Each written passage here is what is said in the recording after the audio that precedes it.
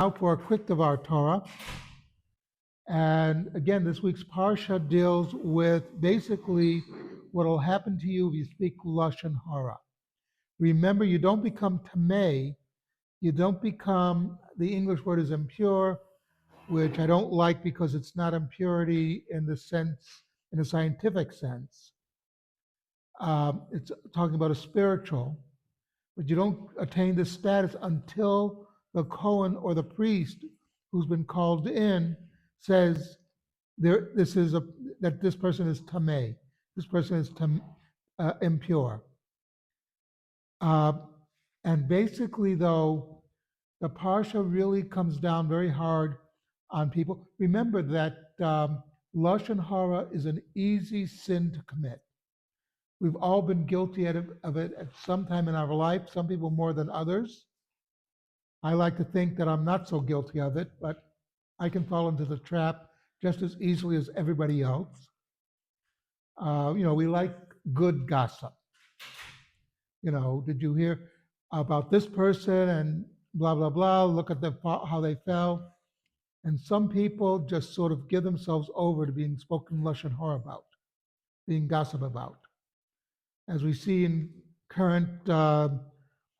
the current news cycle about a congressman who was nasty to those other people who he said, well, you can't control yourself. Turned out that he couldn't control himself, which is, by the way, a fitting just dessert for him in that sense. But the truth is, it's a very bad thing, and we have to try to refrain from it. One of the things, Calvin Coolidge was known as Silent Cal. One of the things is he refused to speak about the celebrities of his day. If you started talking about celebrities, he would not take part in the conversation. He didn't care. He and Bernard Baruch, by the way, would have long conversations. And they asked Bernard Baruch, what do you talk to the president about? Because he doesn't talk. He says, oh, he talks about issues. He talks philosophy.